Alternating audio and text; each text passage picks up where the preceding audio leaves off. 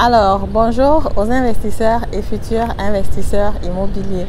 Dans la vidéo d'aujourd'hui, j'ai envie de répondre à une question qui m'a été posée par un internaute. Bon, c'était beaucoup plus une réaction suite à un post que j'ai fait. Donc, j'ai fait un post où je disais que en Allemagne, c'est bien d'investir dans l'immobilier parce qu'il y a des Chinois, il y a des Asiatiques, il y a plusieurs autres communautés qui décident comme ça de se lancer sur l'achat du bien immobilier.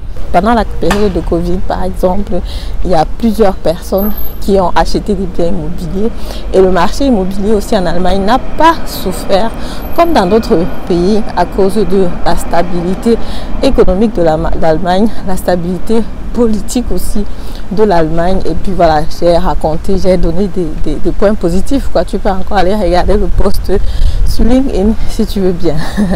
Donc il est venu avec son commentaire. Déjà la première partie, il dit c'est pas parce qu'on nous donne un certain nombre de pourcentages quand on vend des biens immobiliers en tant qu'agent immobilier qu'on va raconter n'importe quoi, qu'on va dire aux jeunes d'investir plutôt en Allemagne, parce que la vérité c'est en Afrique, parce que les personnes doivent plutôt se lancer en Afrique.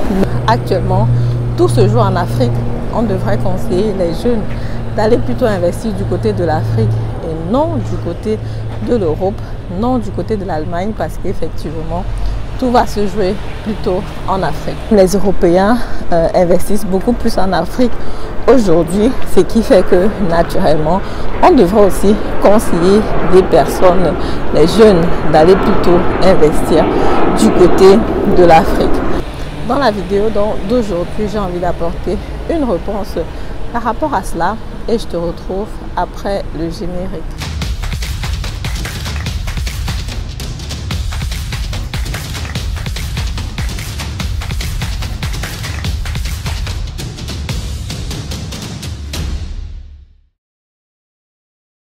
Alors, salut à toi, bonjour, mon nom c'est Madeleine Tedem, je suis investisseur immobilier, entrepreneur dans le domaine de l'immobilier, auteur du livre Devenez millionnaire avec l'immobilier. Si le domaine de l'immobilier t'intéresse, si le domaine de l'immobilier te passionne, c'est que tu es ici au bon endroit. Je t'invite tout simplement à t'abonner à la chaîne, activer la cloche de notification pour ne plus rater le contenu que je publie assez souvent, pour comme ça profiter de mes conseils si tu veux te lancer sur l'achat du bien immobilier. Donc ce que je te propose, c'est la première consultation qui est gratuite. Tu as aussi la possibilité comme ça de profiter de ma formation en ligne qui est payante. Si tu veux un accompagnement sur l'achat du bien immobilier, tu peux me contacter. Je te présente les différents biens immobiliers dans mon réseau et que tu peux acheter si ta crédibilité est bonne. Voilà, sans plus tarder, donc rentrons sur la thématique du sujet. Concernant le fait que c'est pas parce qu'on nous donne des certains pourcentages que en tant qu'agent immobilier on va raconter des conneries aux jeunes personnes. Ce que moi je veux tout simplement dire, c'est que c'est pas à cause d'un certain pourcentage que je suis agent immobilier. Quand j'ai lancé ma chaîne YouTube, c'est parce que je voulais partager mon expérience, je voulais partager mon know-how. Je me suis demandé qu'est-ce que je peux bien apporter de positif à ma communauté, et il n'y avait que ces connaissances dont-là en investissement immobilier que je pouvais apporter. Et c'est donc ce que j'ai fait, et j'ai eu aussi une réponse qui était positive. Les personnes m'ont réagi, les personnes m'ont contacté, les personnes m'ont encouragé, et c'est donc comme ça que j'ai développé l'activité. Je me suis formée en tant que conseillère financière, je me suis formée en tant qu'agent immobilier. Ce n'était pas des choses qui étaient forcément prévues au départ. Donc du coup, si je m'étais lancée et que le marché n'avait pas réagi, je pense que j'aurais peut-être continué tout simplement avec ma carrière, parce que c'est pas comme si je n'avais pas de carrière, ou alors comme si je manquais quoi faire, non. Ou alors j'aurais continué tout simplement à gérer mes investissements immobiliers, quoi. Parce qu'aujourd'hui je suis investisseur immobilier au Cameroun et aussi en Allemagne. Donc du coup, j'ai quand même à faire, quoi. Donc si je décide donc comme ça de ne pas retourner au travail, mais de me consacrer uniquement à cela, c'est parce que je pense que la communauté a besoin de cela. Je décide donc de me consacrer à cela. Ce qui n'est pas forcément facile, parce que comme vous pouvez naturellement vous en douter, travailler avec des personnes, c'est souvent aussi assez compliqué. Il y a des challenges assez fréquemment, mais ça me fait toujours plaisir chaque fois que je poste, ou bien chaque fois que j'ai un client qui achète son bien immobilier. Ça me fait toujours plaisir d'accompagner accompagner quelqu'un à se lancer sur l'achat du bien immobilier. Voilà, et donc pour ce qui est de la réponse par rapport au fait que, ok, naturellement, tout se joue plutôt en Afrique, voilà, l'Europe c'est plus rien et tout le reste, l'Europe s'effondre, je ne sais pas trop quoi.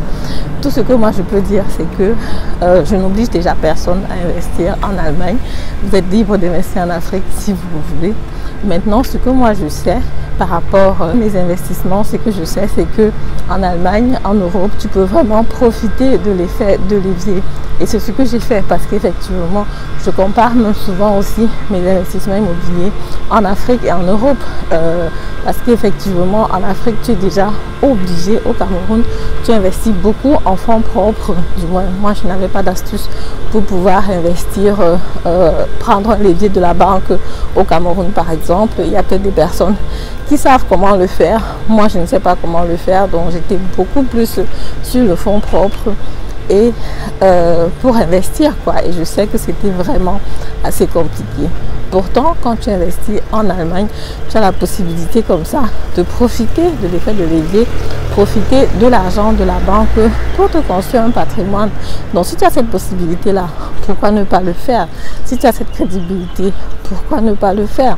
Donc dire que de tout se joue aujourd'hui en Afrique, je ne dis pas. C'est clair qu'on ne peut pas complètement abandonner l'Afrique ou alors complètement abandonner le pays. Il y aura toujours des expatriés, il y aura tous des expatriés qui vont investir dans d'autres pays. Maintenant, c'est à chacun de choisir, de décider où ils vont investir. Il y a des personnes qui ne jurent que par l'Europe, par les personnes avec lesquelles je cause ou bien qui sont dans mon cercle restreint, qui disent qu'en Afrique, il y a tellement d'instabilité politique. Aujourd'hui, il y a les élections 2025 qu'on attend. On dit oui, on ne sait pas ce qui va se passer. Le Cameroun, voilà. On a par exemple des stars comme Philippe Simo qui parle beaucoup plus aujourd'hui de la Côte d'Ivoire, un peu moins du Cameroun. Donc du coup, c'est un peu comme si c'était des signes quoi, pour dire qu'il ne faut pas investir au Cameroun ou quelque chose comme ça. Mais bon, moi comme je dis, c'est à chacun de faire son jugement, regarder et de prendre sa décision quoi. Moi je partage mon expérience comme tous les autres influenceurs sur la toile, que ce soit Philippe Simo, parlant business, les pays où elle va et tout le reste.